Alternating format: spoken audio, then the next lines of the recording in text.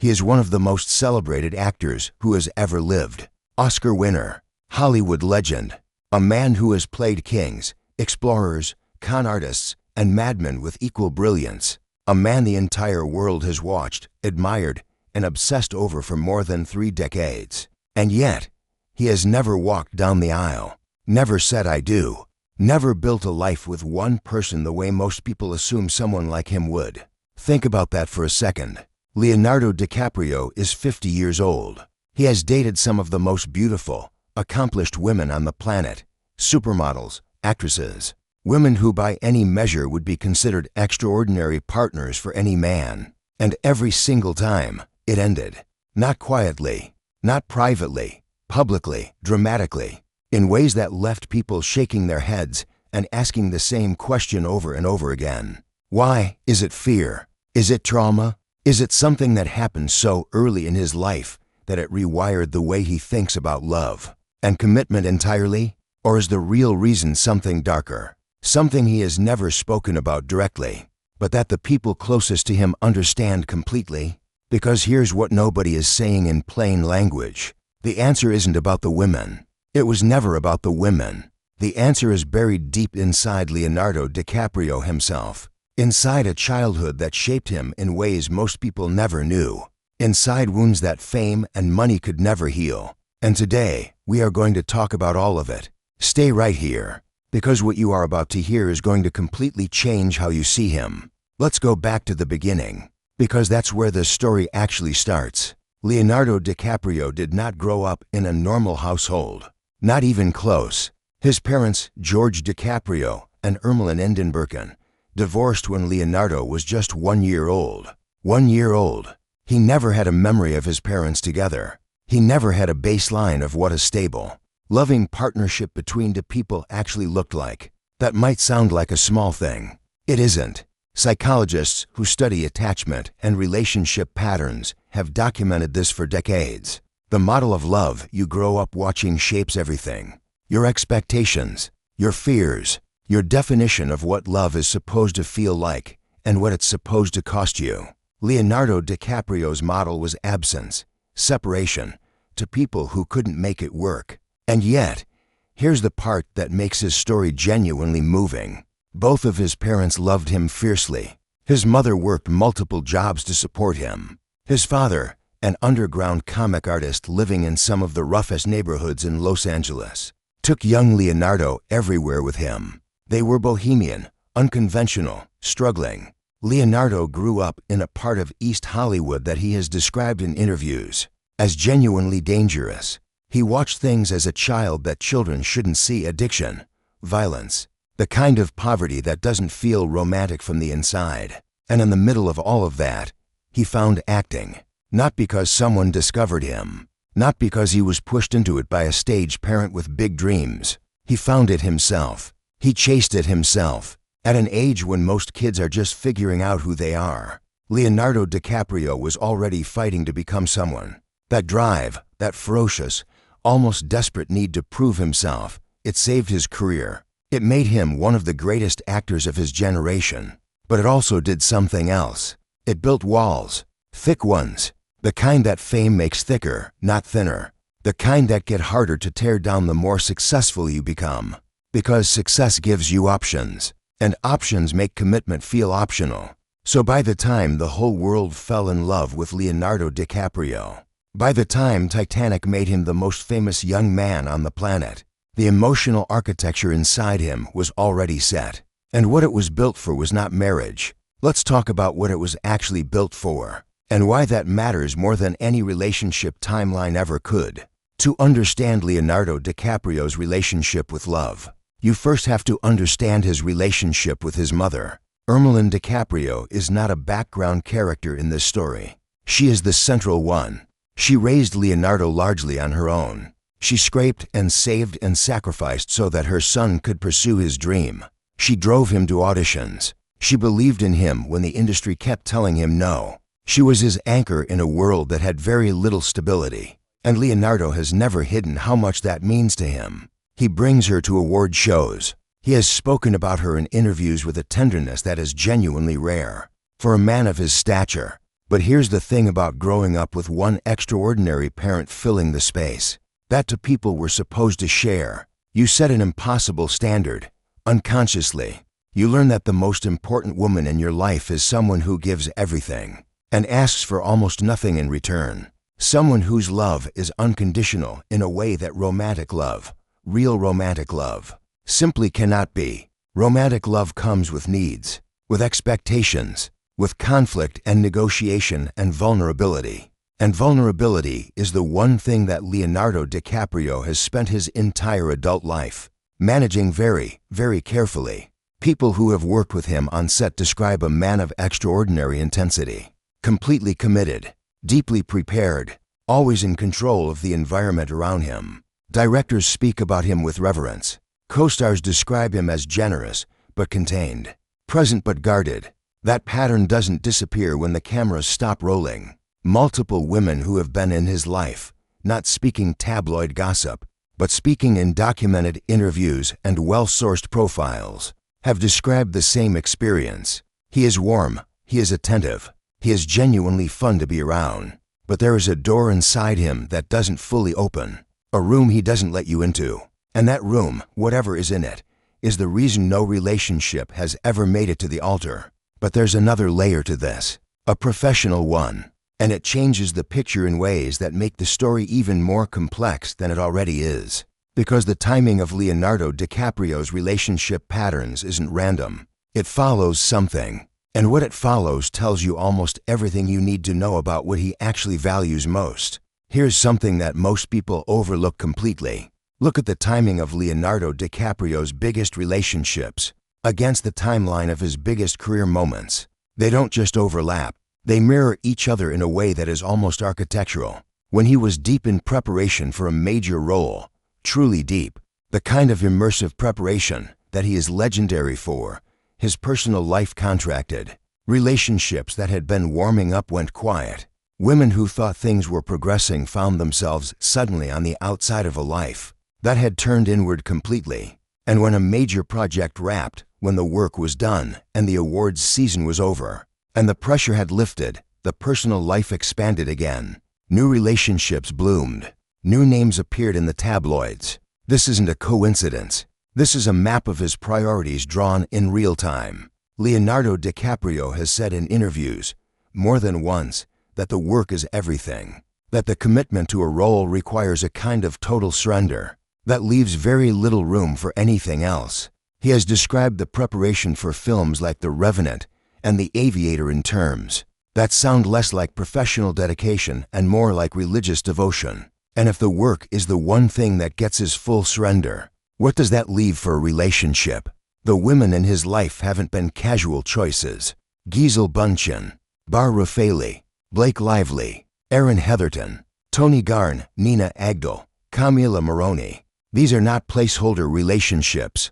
These were real connections that lasted real lengths of time with real women who genuinely cared about him. And every single one of them eventually spoke, carefully, diplomatically, but clearly, about the experience of loving someone who could never quite put you first. Not because he didn't care, but because something else always came before. The work, the mission, the relentless, burning need to be great.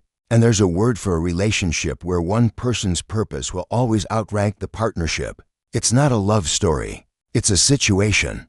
But even that explanation doesn't cover the full truth, because there's a piece of the story that goes deeper than career ambition. A piece rooted in something that happened when Leonardo was still a teenager, trying to survive in Hollywood. Something that left a mark that never fully healed. Let's talk about what Hollywood actually does to a young man. Not the version they sell you. Not the red carpets and the magazine covers and the studio deals. The real version. The version that Leonardo DiCaprio walked into as a teenager with almost nothing except his talent and his hunger. He started getting real attention in his early teens. By the time he was nominated for an Academy Award for What's Eating Gilbert Grape, at 19 years old, 19, he was already navigating an industry that is built to consume people. And Hollywood in the 90s was a specific kind of predatory environment. The power structures were brutal. The social dynamics were transactional in ways that young people didn't fully understand until they were already inside them. Everyone wanted something from everyone else. Friendship came with agendas. Attention came with strings. Leonardo DiCaprio moved through that world by building a crew around him. A tight circle of male friends, some famous, some not, who became famous themselves simply by proximity. The so-called pussy posse, a name he has understandably never embraced, was tabloid shorthand for a group of young men who partied hard and lived loudly in a way that felt like freedom but functioned like armor. Because that's what it was, armor. If you move in a pack, no one gets too close. If every night is a party, no conversation goes too deep. If you are always surrounded by people, you are never actually alone with anyone. It is the loneliest way to live, and it is a very specific response to a very specific kind of wound. The wound of growing up in chaos and teaching yourself that the only thing you can trust is yourself, that letting people in means getting hurt, that the safest version of closeness is the version you can walk away from. Leonardo DiCaprio didn't invent that wound. His childhood handed it to him. Hollywood polished it and made it look like a lifestyle. But underneath the parties and the yachts and the Sports Illustrated covers, underneath all of it, there was a man who genuinely didn't know how to be fully known by another person and wasn't sure he wanted to find out. That realization changes the way you look at every relationship he's ever had, and it makes what comes next in this story feel less like a pattern of carelessness and more like a pattern of self-protection. Here's where the age pattern enters the conversation, and this one is impossible to ignore. For years, people noticed that Leonardo DiCaprio's girlfriends were almost always in their early to mid-20s, and when they turned 25, sometimes before, the relationship ended. New name, same age range. Like clockwork, the internet turned it into a joke. Charts were made. Memes went viral. People laughed. But underneath the joke is something that isn't funny at all. Because when you think about what a woman in her early 20s represents to someone like Leonardo DiCaprio, what the dynamic actually looks like from the inside, a different picture emerges. A woman in her early 20s who is dating one of the most famous men in the world is almost always in a position of imbalance. Not because she's weak, but because the power differential is enormous. Fame, money, experience, access. He has all of it. She is still building her own identity. That imbalance means she is unlikely to challenge him at the deepest level, unlikely to demand the kind of full emotional reciprocity that a more established woman would require, unlikely to push on that closed door and refuse to take silence for an answer. And a woman who doesn't push on that door is a woman he can care about without ever being truly known by. That is not a criticism. It is a portrait of someone terrified of genuine intimacy, protecting himself the only way he knows how. The women who have spoken most revealingly about their time with him aren't bitter. They're almost universally thoughtful. They describe someone who was genuinely present in certain ways and genuinely absent in others. Someone capable of great warmth, but not of the full surrender that marriage requires. Camila Moroni, his most recent significant relationship, lasted nearly 5 years. That is by his standards an extraordinary length of time. And even that ended right around the time she turned 25. What does that tell you? It tells you the pattern isn't about age. It's about depth. It's about the moment when a relationship reaches the point where it has to either go all the way or stop. And Leonardo DiCaprio, for reasons that go all the way back to a 1-year-old boy whose parents separated, always stops. But there's one more piece of this that almost nobody talks about, and it might be the most important piece of all. Let's talk about what Leonardo DiCaprio actually believes about love, about the world, about his own place in it. Because he is not a shallow man, not even close. He has spent the last 2 decades making environmental activism the second great mission of his life. He has donated hundreds of millions of dollars. He has used his platform with a consistency and a seriousness that goes far beyond celebrity charity work. He genuinely believes the world is in crisis. He genuinely believes that what he does with his time and his money matters on a civilizational scale. Now hold that belief up against the idea of marriage, against the idea of building a traditional domestic life, against the idea of putting one relationship at the center of your world. For someone who believes the world is burning, literally, the concept of centering your life around romantic partnership must feel almost indulgent, almost beside the point. This isn't rationalization. This is worldview, and worldview shapes everything. There's a version of Leonardo DiCaprio's story where he is simply a commitment phobie, running from intimacy. That version is easy and satisfying and not really true.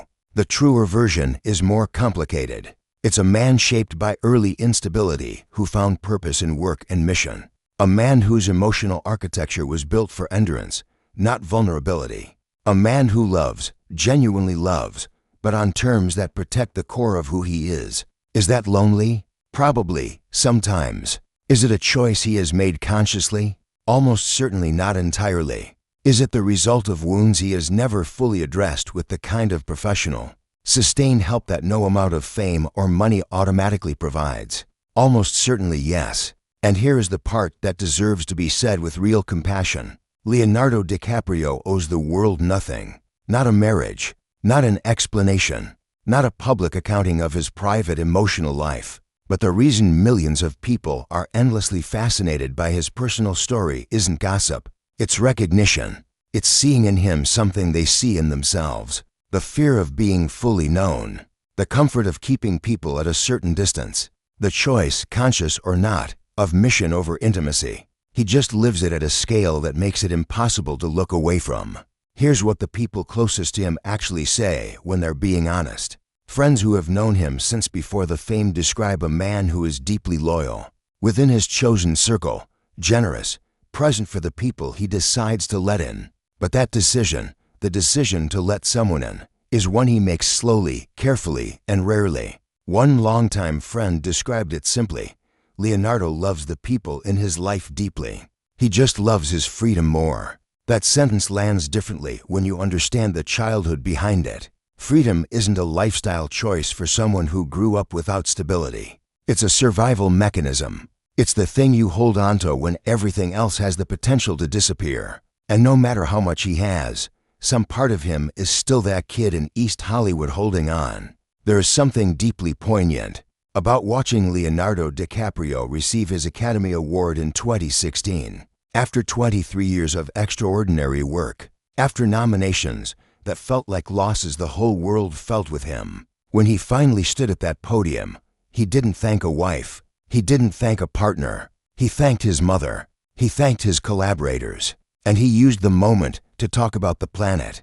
That speech told you everything about his hierarchy of love, mother, work, mission, world. Somewhere in that list, there is room for romantic love. There always has been. But it has never made it to the top. And at 50 years old, the question of whether it ever will is one that even the people closest to him cannot answer. What would it actually take for Leonardo DiCaprio to commit fully to someone? People who know him well believe the answer involves a woman who doesn't need him. Not financially, not professionally, not for access or status or proximity to fame. A woman who is so completely her own person that she represents zero threat to his autonomy and zero opportunity for the kind of unhealthy dynamic that he has clearly learned, consciously or not, to avoid. That woman would also need to be comfortable with a partner whose other great love is the fate of the planet, whose attention is genuinely divided, whose calendar is shaped by work and advocacy rather than domestic rhythm.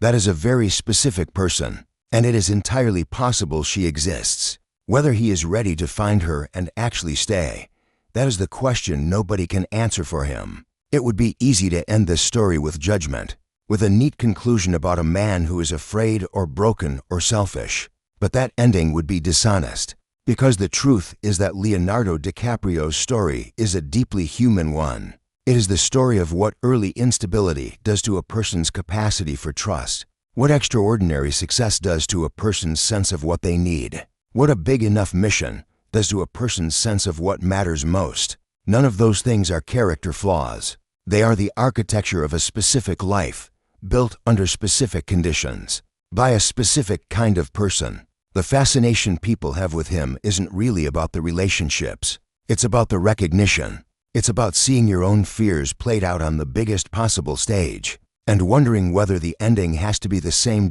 So here is the final truth. The one this whole story has been moving toward. Leonardo DiCaprio may never marry, or he might, someday, with someone who meets him at a level of wholeness that most of his relationships have never reached. But the more important truth is this: he is a man who has given the world extraordinary art and genuine advocacy. A man whose wounds are real, and whose walls are high, and whose capacity for love, despite everything, has never fully disappeared. He just hasn't found the version of it yet that makes opening that last door feel safer than keeping it closed. And maybe, just maybe, that's the most human thing about him. If this story hit differently than you expected, drop a comment